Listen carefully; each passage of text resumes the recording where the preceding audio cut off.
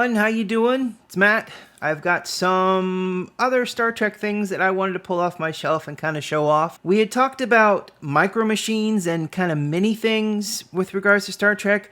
I've got 4 of the 5 that I was able to collect. The 5th one, which is a Maquis Raider, I've not seen them as singles on eBay. I've only ever seen them as a 5-pack. So it's all of these Strike Force figures.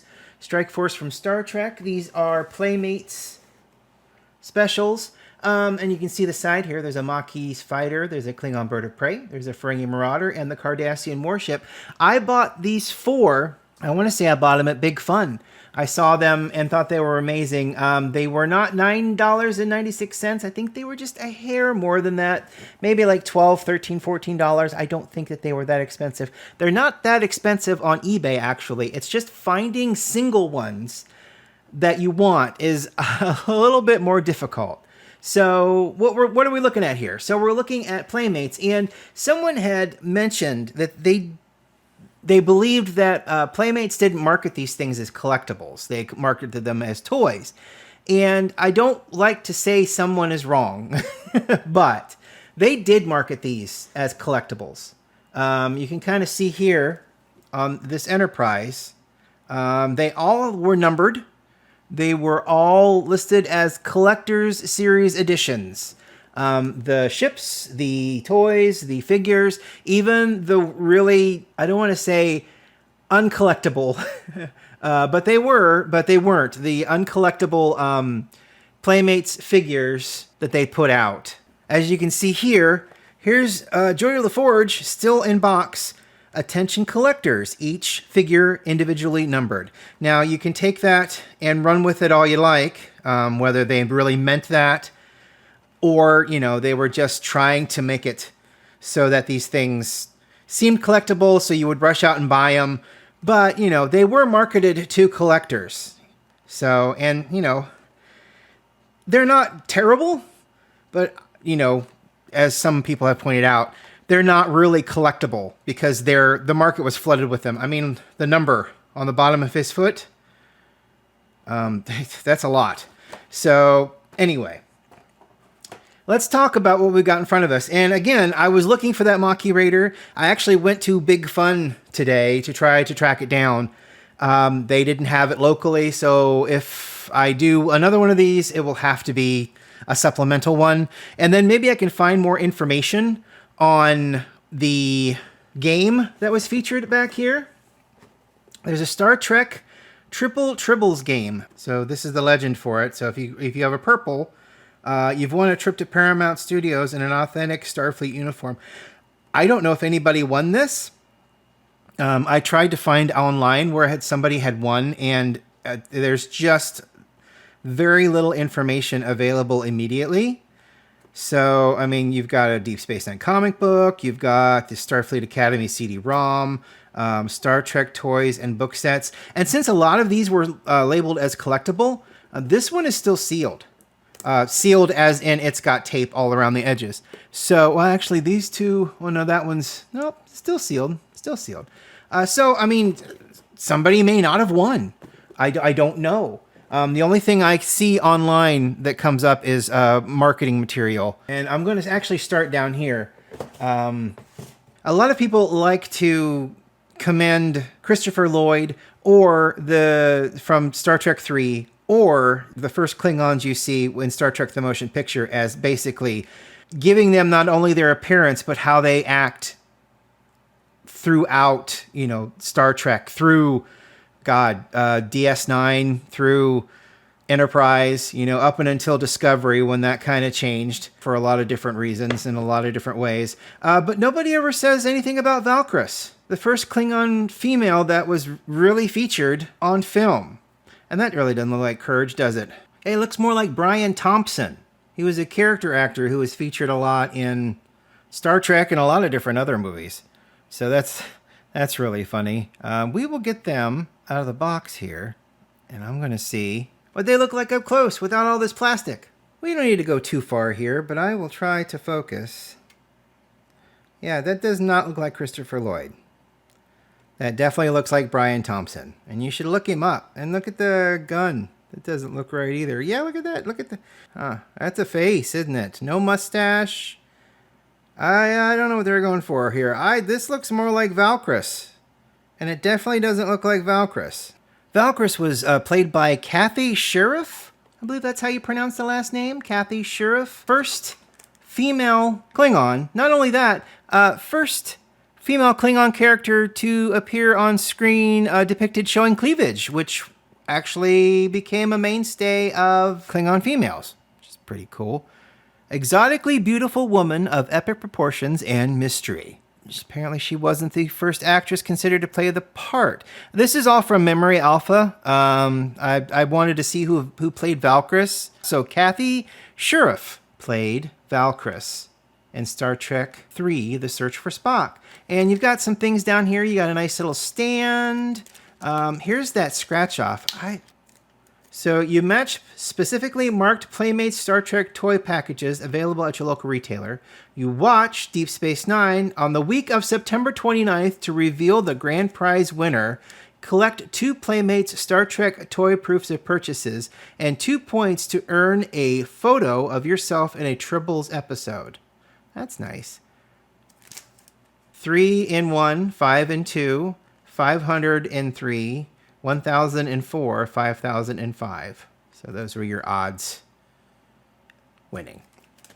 Okay, let's get this out. Okay, so can we talk about the smallest twisty ties I have ever experienced in my life to get Valkyris and Courage out of the packaging? All right, so it comes with a nice stand.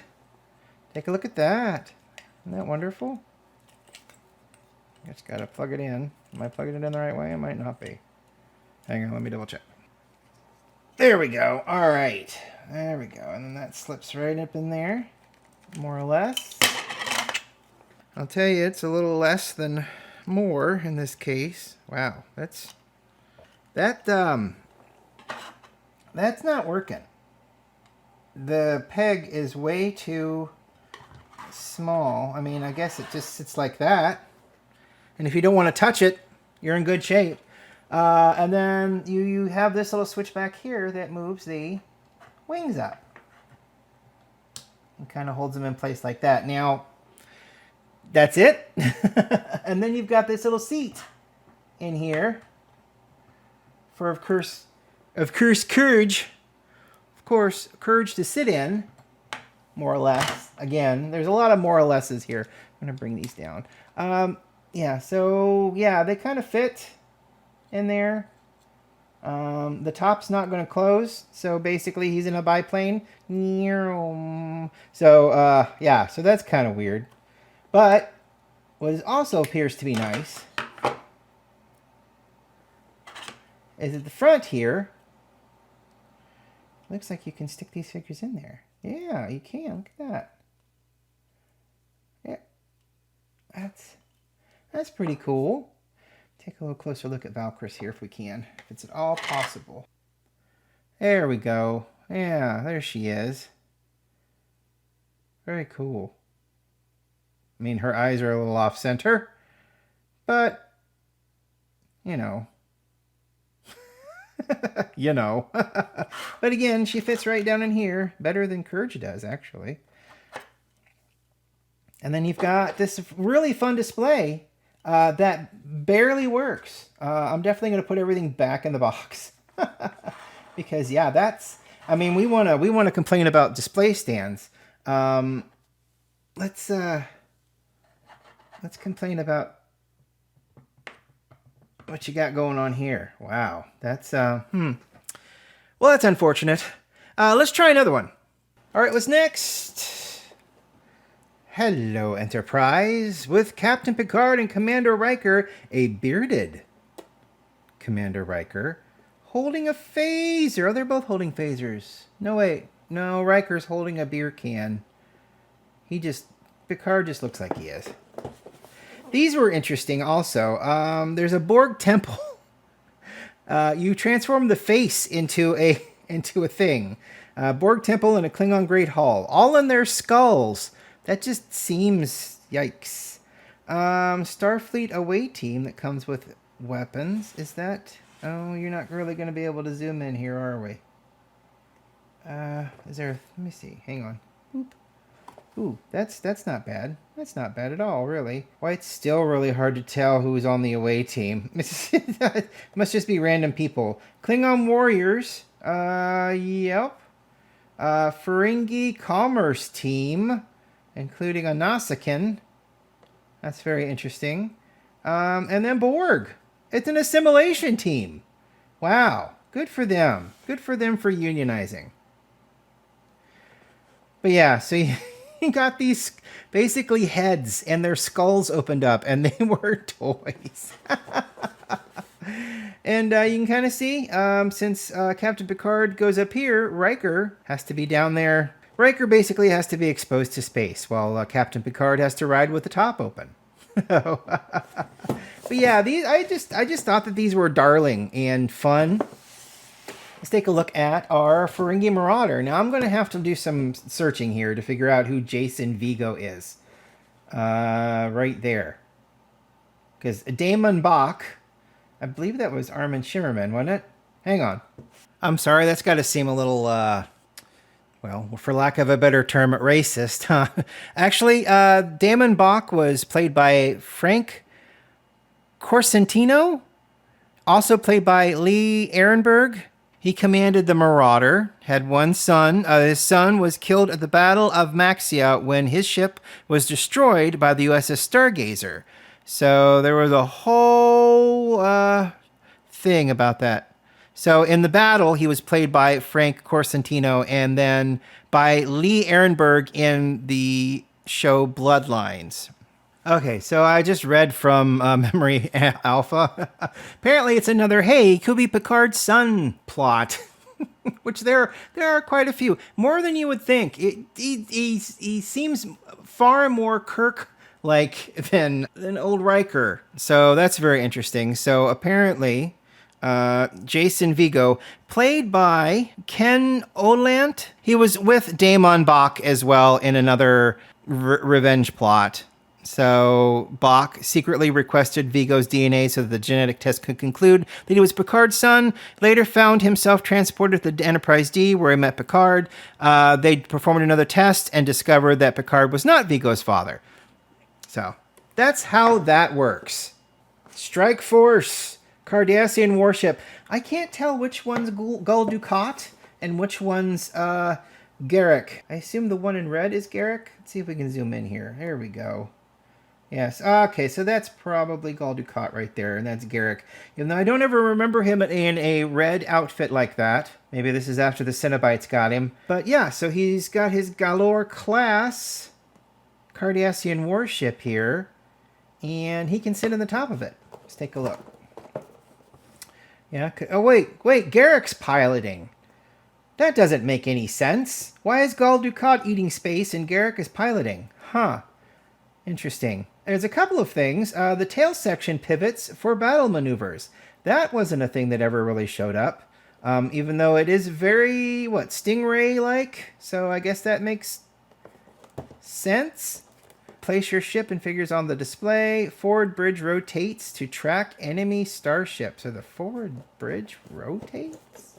So that rotates. Why?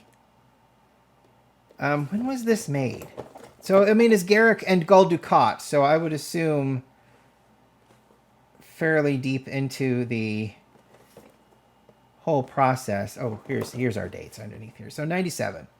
97 for that one from Playmates. How about this? Is this also 97? Yeah, these are all from 97. Isn't that interesting? What are I guess I didn't really look at the features for this one, did I?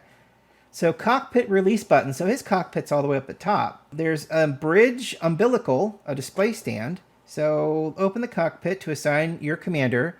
Extend the bridge umbilical to prepare for battle. That never happened, did it? No, I don't think so. Place your ship and figures on the display. Yeah, that's got a... Huh. Well, does the Enterprise saucer section come off? Hang on. I am intrigued. Saucer module. Oh yeah, so the saucer does separate. Isn't that interesting? Place your ship and figures on the display. Well, if you insist. Separate saucer module from the battle section to go into combat. That's fascinating. Okay.